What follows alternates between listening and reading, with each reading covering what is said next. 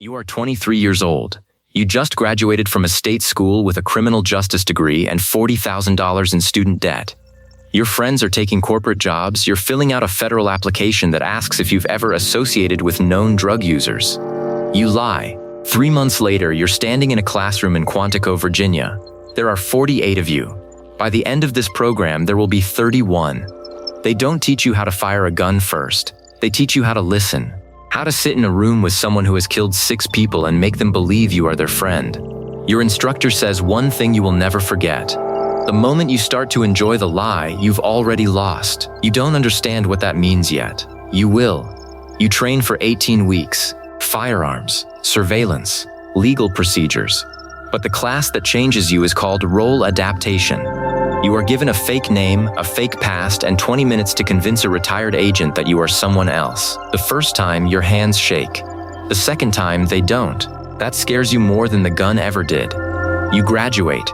Your starting salary is $49,000. Your mother tells her friends you work for the government. She doesn't ask which part. Leffen 2, the task force agent. You are 25. You're assigned to a field division in Houston, Texas. You thought you'd be kicking indoors. Instead, you sit in a van for 9 hours listening to a wiretap of a mid-level dealer arguing with his girlfriend about rent. This is the job, not the version you saw on TV. The real version. Paperwork. Warrants. Waiting. But then something shifts. Your supervisor pulls you into a room with no windows. There's a photo on the table. A man in his 40s, gold chain, standing next to a black Escalade. His name is Raul. He controls the fentanyl pipeline from Sinaloa to the southeast United States. 12 overdose deaths last month alone, all traced back to his supply. We need someone inside, your supervisor says, someone who doesn't look like a Fed. He's looking at you. You go home that night. You sit on your couch and stare at the wall for an hour. You call your dad. You talk about football. You don't mention any of this. You never will. Level 3, the Undercover. You are given a new name, new ID, new phone, new apartment in a part of town where no one asks questions. Your real phone goes into a safe at the field office. You will not touch it for 7 months. The rules are simple. Never break cover in public. Never contact family from your undercover phone. Never use drugs, but if refusing would blow your cover, you make a judgment call. Nobody tells you what the right call is. Your entry point is a man named Carlos. He runs a body shop that has never fixed a car. You walk in and tell him you need work. He looks at you for a long time. Who sent you? You give a name the DEA spent 4 months planting into the right conversations at the right bars at the right time. Carlos makes a call. Someone confirms. He nods. You're in. For 3 weeks, you do nothing. You sit in the shop, you sweep floors, you eat lunch with men who carry guns in their waistbands. You laugh at their jokes. You learn their children's names. Then one night, Carlos hands you a bag. Drive this to Beaumont. Don't stop. Don't speed. Come back. You drive 90 miles with 14 kilograms of methamphetamine in your trunk. Your hands don't shake. Your heart rate doesn't change. And that terrifies you. Because you remember what your instructor said at Quantico. You are starting to enjoy the lie. Level 4, the trusted operator. You are 27. You have been inside for 11 months. Carlos now calls you Hermano. You've moved up. You no longer drive. You count. You sit in back rooms and count money. $200,000, $400,000, sometimes more in a single night. You wear gloves, not because of fingerprints, because the bills are soaked in fentanyl residue. Every 2 weeks, you meet your handler, always at a different location, a gas station bathroom, a parking garage on the 3rd floor, a Denny's at 3 a.m. You pass information, names, routes, dates, dollar amounts. Your handler asks if you're okay. You say yes. You're not. You haven't spoken to your mother in 8 months.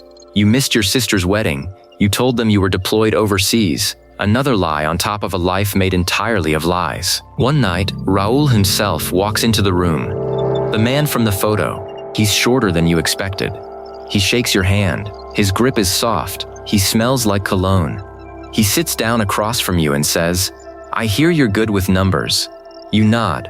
"Good. I need someone I can trust in Mazatlan." This is the moment. This is what the entire operation was built for. Raul is inviting you to the source. To the other side of the border, to the place where the DEA has no jurisdiction, no backup, and no way to pull you out if things go wrong. You have 24 hours to decide. Level 5, the ghost. You cross the border with a fake Mexican passport. You carry no weapon, no badge, no wire. If you are caught, the United States government will deny you exist. You are a ghost. Mazatlan is beautiful. White sand, blue water. The house where you're staying has a pool and a view of the Pacific Ocean. The man who owns it dissolved a competitor in acid 3 months ago. You spend 6 weeks building a map, not on paper, in your head. Names, ranks, connections, safe houses, delivery routes, bank accounts.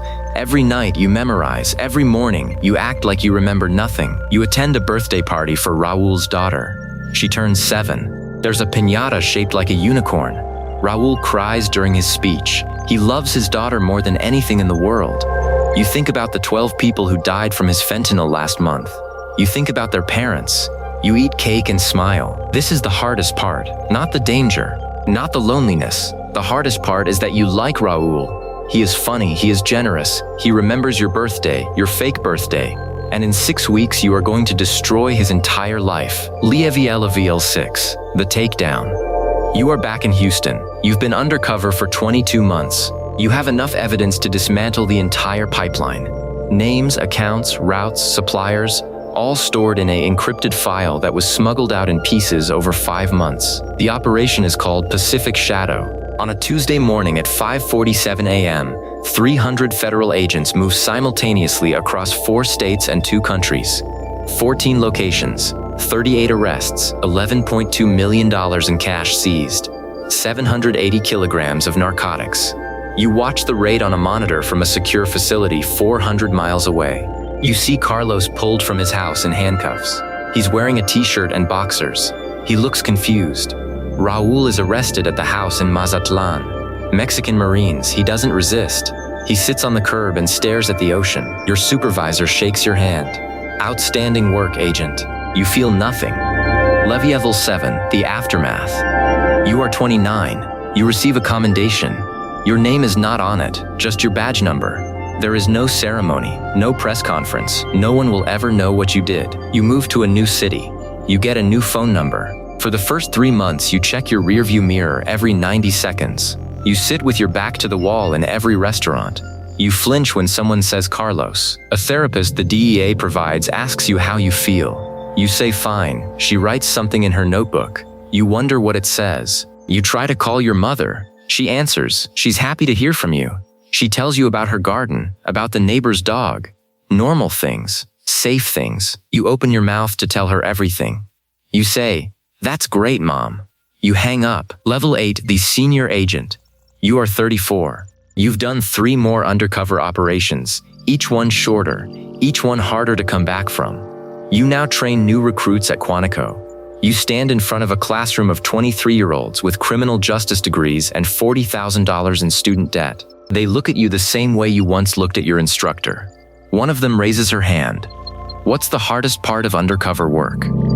You think about Carlos, about Raul's daughter and the unicorn piñata, about the 22 months you spent being someone who doesn't exist, about the version of yourself you left behind in a safe at a field office and never fully got back. You say, the moment you start to enjoy the lie, you've already lost. She writes it down. She doesn't understand what it means yet. She will.